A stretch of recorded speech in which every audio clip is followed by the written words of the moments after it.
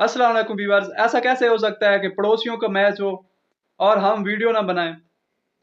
तो पड़ोसियों के लिए कोई अच्छी खबर नहीं है कि सालों का रिकॉर्ड टूट गया है।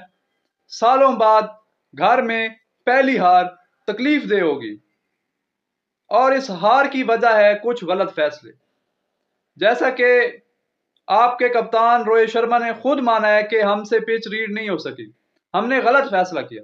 और जब ओवरकास्ट कंडीशन होती है और जब आप इंडिया की टीम होती है और जब सामने न्यूजीलैंड होती है, तो ओवरकास्ट कंडीशंस में न्यूजीलैंड को कभी भी पहले बॉलिंग नहीं देनी चाहिए थी, क्योंकि जिस तरह से पाकिस्तान ऑस्ट्रेलिया के खिलाफ हमेशा अंडर प्रेशर खेलता है ना, और एक पता नहीं क्यों ऑस्ट्रेलिया को हमेशा अपर हैंड रहता है पाकिस्तान पर।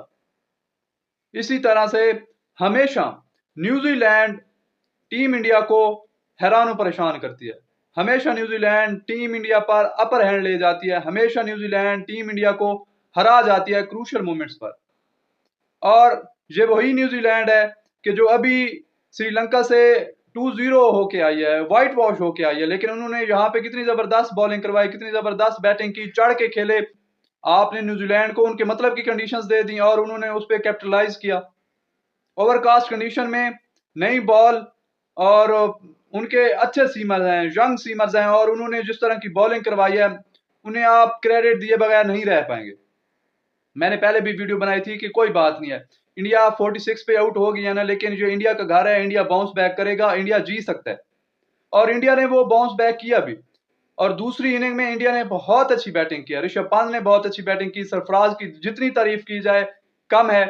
और अब इंडिया को ये सोचना पड़ेगा कि जिस तरह की सरफराज क्रिकेट खेल रहा है, जिस तरह से वो चढ़ के खेलता है, जिस तरह से वो अटैक करके खेलता है, जिस तरह की उसकी परफॉर्मेंस है, जिस तरह से वो लंबी इनिंग खेलता है इंडिया के लिए, इंडिया को अब ये सोचना पड़ेगा कि चाहे आप शुभमन गिल को बाहर बिठाएं, चाहे आप के राहुल को बाहर बिठाएं, आप जिसको मर्जी बाहर बिठाएं, सरफराज को लाजमी खिलाएं, सरफराज को लाजमी आप ऑस्ट्रेलिया लेके जाएं।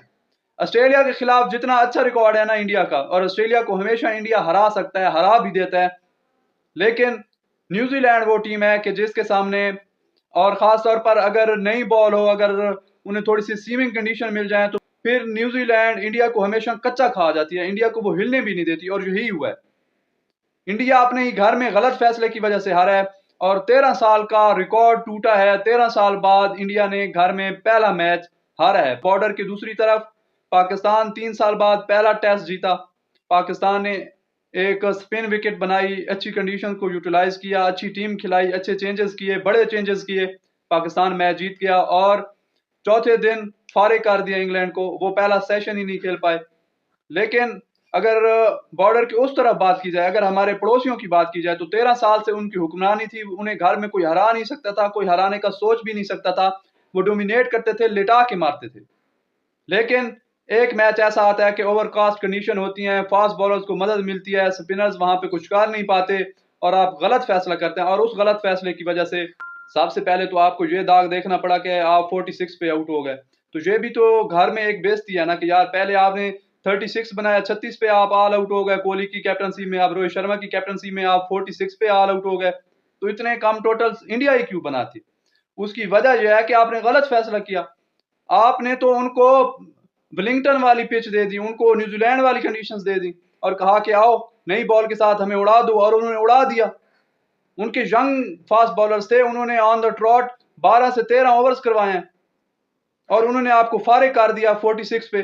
जब आप पहली इनिंग में इतना कम स्कोर बनाएंगे तो फिर आप नहीं मैच में वापसी कर सकते। फिर भी इंडिया ने बहुत कोशिश किया, जैसा कि मैंने कहा, बहुत अच्छी बैटिंग की है इंडिया ने। और अगर आखिर में फिर से इंडिया कोलैप्स ना करती, फिर से नई बॉल के साथ सीमर्स को विकेट्स न देती, अगर कल फिर विलियम और रोक तीन बड़े खिलाड़ियों को, 3 सेट खिलाड़ियों को अगर आउट न करते, तो न्यूजीलैंड के हाथ से ये मैच जा सकता था, न्यूजीलैंड नहीं जीत सकता था। लेकिन 402 पे 3 आउट थे, आपके 402 पे 3 आउट थे, और फिर आप 460 462 पे आप सारी टीम ही सिमट गई। आपने तकरीबन 60 के रन बनाकर आपने 7 विकेट्स दे दी। तो जब ये मिनी कोलैप्स होते हैं ना, और इंडिया ऐसे कोलैप्स करने के लिए मशहूर है, तो जब आप ऐसे कोलैप्स करेंगे, जब आप बार बार गलतियां करेंगे, एक बार आपने टॉस वाली गलती की, आप 46 पे आउट हो गए, फिर आपने अच्छी बैटिंग करके उस चीज को कवर कर लिया था। फिर जब नई बॉल आती है, जब फिर उनके फ्रेश फास्ट बॉलर्स आते हैं आपको बॉल करवाने नई बॉल के साथ, आप फिर कोलैप्स कर जाते हैं, आप फिर लगातार टक टक टक टक विकेटें देने लग जाते हैं, तो फिर जब आप एक ही मैच में 2 बार बड़ी गलतियां करते हैं तो फिर आप मैच नहीं जीत पाते। और यही वो बड़ी गलतियां हैं जिसकी वजह से न्यूजीलैंड पहला मैच जीत गई है और इंडिया 13 साल बाद अपने ही घर में पहली हार का मजा चखेगी, पहली हार पर अफसोस करेगी। मिलते हैं नेक्स्ट वीडियो में, तब तक के लिए अल्लाह हाफिज।